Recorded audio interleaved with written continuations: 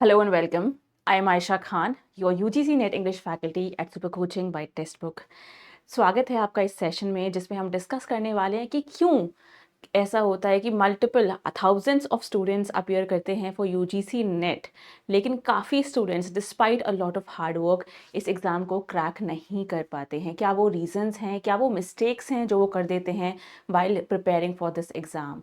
आप सभी को पता है एक बहुत ही स्मॉल फ्रैक्शन है जो बच्चे आपके क्वालिफाई करते हैं यूजीसी नेट, उसमें से भी there is a smaller fraction जो जेआरएफ क्वालिफाई करते हैं, राइट? आपके पास जो परसेंटेज है दैट इज़ एक्सट्रीमली स्मॉल। हर सब्जेक्ट में आपकी यही वाली परसेंटेज मोर और लेस फॉलो होती है। So what is that one और मल्टीपल रीजंस जिसकी वजह से despite a lot of hard work आपके पास स्टडी मटेरियल भी होगा, आपके पास में भी सारी क्लासेस भी हैं, आपके पास रिसोर्सेज भी हैं, and yet ample of resources के अलावा बावजूद भी आप क्या करते हैं, you are unable to qualify NET या फिर जेआरएफ। या तो आप उस लूप में फंसे रह जाते हैं कि नेट दिया, हुआ नहीं, 6 मंथ्स बाद फिर दिया, फिर नहीं हुआ, फिर अटेम्प्ट किया, फिर नहीं हुआ। तो इस लूप में से आप कैसे बाहर निकलेंगे, खुद को कैसे निकालेंगे? क्योंकि काफ़ी डिप्रेसिव हो जाता है जब आप एक कॉम्पिटिटिव एग्जाम को दिए जा रहे हैं and it does not get you the results जो आप एक्सपेक्ट कर रहे हैं। तो डिस्कस कर लेते हैं कौन से वो रीजंस हैं, 5 रीजंस जिनकी वजह से most of the students fail in their UGC net exam. सबसे पहला जो रीज़न रहेगा that is neglecting paper one. I think ये एक मिस्टेक है जो मैंने हर स्टूडेंट को करते देखा है एट सम पॉइंट्स, राइट? तो जितना जल्दी आप ये समझ लेंगे कि paper one is as important as paper two. Paper one obviously आपके 50 क्वेश्चंस कमांड करता है, ठीक है? Paper one commands 50 questions, paper two commands 100 questions. ये आपका सेम रहेगा फॉर ऑल एग्जाम्स। अब देखिए, most of you what you think is कि सब्जेक्ट पेपर पर हम ज़्यादा टाइम लगाएंगे, सब्जेक्ट पेपर पे हम ज़्यादा एनर्जीज इन्वेस्ट करेंगे, ठीक है? आई डू अंडरस्टैंड कि सब्जेक्ट पेपर है, आपको लगता है आपकी जो एक्सपर्टीज़ है वो वहाँ पर है, लेकिन आपका जो अल्टीमेट एजेंडा है दैट इज़ आपको एग्ज़ाम क्लियर करना है। आपको एग्ज़ाम क्लियर कर कर दूसरी साइड पर पहुंचना है। अब चाहे वो आप इसमें ज़्यादा स्कोर कर कर करें या पेपर वन में ज़्यादा स्कोर कर कर करें। तो usually what I have seen is आपका पेपर टू का स्कोर चलो 70-80 रह जाता है, which is a decent score, लेकिन आउट ऑफ 100, ठीक है? लेकिन जो आपका पेपर वन का स्कोर है अगर वो 25 या 30 के बीच में स्टक रह गया, तो ये डिसाइड करता है कि आपका नेट क्वालिफाई होगा या नहीं होगा। या फिर यही वो पेपर है, दिस इज द पेपर जो आपको नेट से लेकर जेआरएफ तक का जो आपका गैप है उसको ब्रिज करने में हेल्प करता है। तो मेक श्योर जब भी आप प्रिपरेशन कर रहे हैं पेपर वन को बिल्कुल निगलेक्ट मत करो। उसकी जो 10 यूनिट्स हैं उसमें जो क्वेश्चंस आते हैं, स्कोरिंग आपका पेपर वन है, ठीक है? तो पेपर वन को निगलेक्ट कर लेना is the biggest mistake. Maths logic जितना भी है उसको अच्छे से प्रैक्टिस करिए। एक और गलती जो बच्चे कर देते हैं is lack of smart work. अब नेट आपका कॉम्पिटिटिव एग्जाम है, कॉम्पिटिटिव एग्जाम है, तो यहाँ पर अगर आप हार्ड वर्क करते रहे and you do not pay attention on the smart work, तो आपका जो हार्ड वर्क है वो कंप्लीटली वेस्ट भी हो सकता है। नाउ व्हाई डू आई से दिस? देखिए, सिलेबस आपका नेट का बहुत सारा है। आई थिंक ये अक्रॉस एवरी सिंगल चैप्टर, आप अक्रॉस एवरी सिंगल सब्जेक्ट अगर आप ये देखते हैं, सिलेबस बहुत ही सारा है, राइट? वाइड है और बढ़ता ही जाता है। कहने को आपका जो फॉर्मल ऑफिशियल सिलेबस है वहाँ पर आपको कह दिया जाता है कि हाँ ये 10 यूनिट्स हैं, इनको पढ़ लीजिए and you will get your, this is what you need to study, यहाँ से आपका पेपर आ जाएगा। लेकिन जब हम एज टीचर्स एज स्टूडेंट्स देखते हैं उस सिलेबस को, वी डू नो कि उस 10 यूनिट्स के अंदर भी कितनी सारी सब यूनिट्स हैं। तो आप जब ब्रेक डाउन करते हो उस पूरे सिलेबस को, आपके पास छोटे छोटे कितने सारे चंक्स आ जाते हैं, बिट्स आ जाते हैं जिनको आपको कवर करना है। तो इतना वाइड सिलेबस कवर करने के लिए in a period of 5 to 6 months आप कैसे करेंगे? तब आपको ये डिसाइड करना है कि आप अपनी एनर्जीज कहाँ इन्वेस्ट करोगे। तो ब्लाइंडली जब आप पढ़ना स्टार्ट कर देते हैं, राइट, जब आप क्या करोगे कि जिस टॉपिक पे लेट्स से 5 क्वेश्चंस आते हैं उस पर आप काफ़ी दिन लगा देते हो सकता है कोई टॉपिक है जिसमें आपको इंटरेस्ट आ रहा है लेकिन वो टॉपिक इतने क्वेश्चंस कमांड नहीं करता, आप उस पर ज़्यादा टाइम लगा देते हैं। So this is where you need to do smart work instead of hard work. Hard work required है, I would not say instead of hard work, rather I think in addition to hard work smart work required है, ठीक है? तो पहले अपना paper analyse कीजिए, analysis के बाद व्हाट ये डिसाइड कर लो कि हाँ ये क्वेश्चंस हैं, इस टॉपिक से ये बन जाता है क्वेश्चन, इसी तरह की मुझे प्रिपरेशन करनी है, ठीक है? तो lack of smart work is another reason जिसकी वजह से most students fail to qualify the UGC NET exam. फिर आपका आता है प्रायोरिटाइजिंग थ्योरी ओनली। ये एक चीज़ है जो मैंने ऑलमोस्ट सारे स्टूडेंट्स को करते देखा है कि थियरी पढ़ लेते हैं सब्जेक्ट मैटर आपका जो है वो सारा पढ़ लेते हैं, क्वेश्चंस अल्टीमेटली जाकर एग्जाम में सॉल्व करेंगे नहीं। नेट जैसा एग्जाम, नेट जैसा एग्जाम डिमांड करता है कॉन्स्टेंट एंड कंसिस्टेंट प्रैक्टिस। तो अगर आप प्रैक्टिस नहीं करेंगे, ठीक है, कंसिस्टेंटली प्रैक्टिस नहीं करेंगे, क्रोनोलॉजी जैसा पैटर्न आ जाता है, प्रैक्टिस से ही सॉल्व होगा।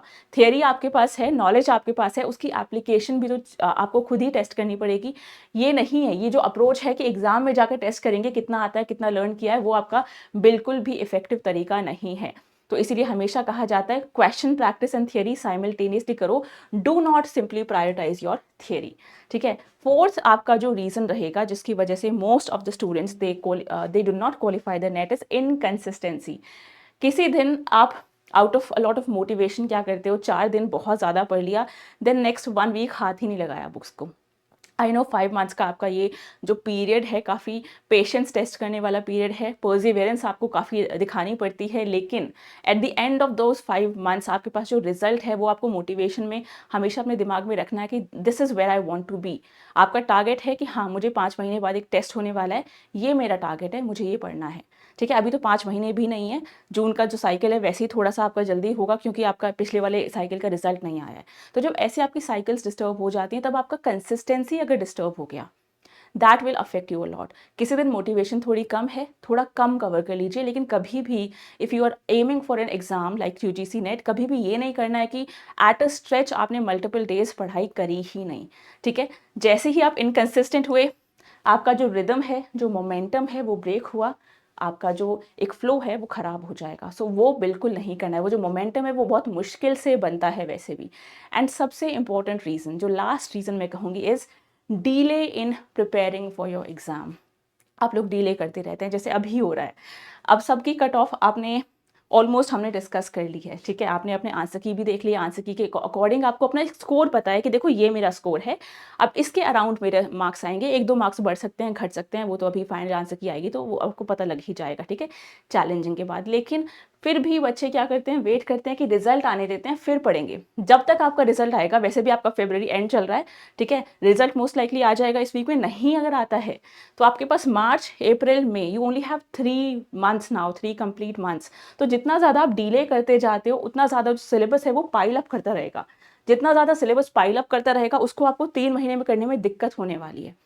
तो the smart thing to do is जितना अर्लीस्ट आप स्टार्ट कर सकते हैं फॉर योर प्रिपरेशन, उसको अपना स्टडी कर स्टार्ट कर दीजिए। चाहे वो आपका, अगर आप सेल्फ स्टडी करते हो तब भी अपना एक टाइम टेबल बनाइए, right, and start right away, ठीक है।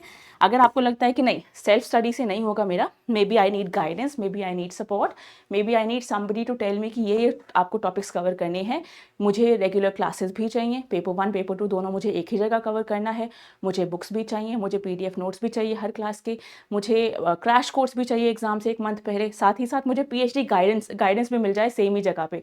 अगर ये सब चीज़ें आप चाहते हैं तो आप कोर्स में एनरोल भी कर सकते हो। You have 2 options, but earliest at the earliest अपनी प्रिपरेशन स्टार्ट कर दो, चाहे वो सेल्फ स्टडी रहे, चाहे वो आपका क्वेश्चन प्रैक्टिस रहे। जैसे मैंने कहा कि साइमल्टेनियसली क्वेश्चन प्रैक्टिस और आपका थियरी दोनों साइमल्टेनियसली पैरेलल चलाना है, ठीक है। अगर आपको कोर्स में एनरोल करना है, there is a special offer, एक डिस्काउंट है आपके लिए। ये जो ऑफर है वैलिड रहेगा only for today, that is आज आपकी डेट हो जाएगी 22 फरवरी, ठीक है। आपका जो UGC नेट का कोर्स है वो आपको एक मैसिव डिस्काउंट पे मिलेगा। इंग्लिश लिटरेचर के लिए जो कूपन कोड आप यूज़ कर सकते हो, दैट इज़ AYESHAK, ठीक है, इसको आप यूज़ कर सकते हो अगर आप UGC नेट इंग्लिश लिटरेचर का कोर्स में एनरोलमेंट चाहते हैं। इसके अलावा अगर आपको लगता है कि प्राइस में आपको दिक्कत आ रही है, आपके लिए एक और ऑप्शन है, बहुत ही ब्राइट अपॉर्चुनिटी है। 23 फरवरी 2025 को आपका एक स्कॉलरशिप टेस्ट है। अगर आप स्कॉलरशिप टेस्ट को अच्छे स्कोर के साथ क्वालिफाई करते हैं, you can get up to 90% scholarship on the UGC NET super coaching course, ठीक है। इसकी डिटेल्स मैं आपको बता देती हूँ। 8 AM ये आपका जो टेस्ट है वो ओपन हो जाएगा एंड रात 12 बजे तक, मिडनाइट 12 PM तक ये आपका ओपन रहेगा, ठीक है। इसकी ड्यूरेशन है 16 आवर्स तक ये ओपन रहेगा। तो फटाफट से जाइए रजिस्टर करो इसके लिए, इसका लिंक आपको मिल जाएगा डिस्क्रिप्शन बॉक्स में। एंड डेफिनेटली इस टेस्ट को मिस आउट बिल्कुल भी मत करना, राइट। तो आई होप आपको कुछ क्लैरिटी मिली होगी कि क्या क्या चीज़ें हैं। फिर भी कोई डाउट है, you can reach me out at my Telegram channel which is Aisha Ma'am _testbook. That would be it for today. Thank you.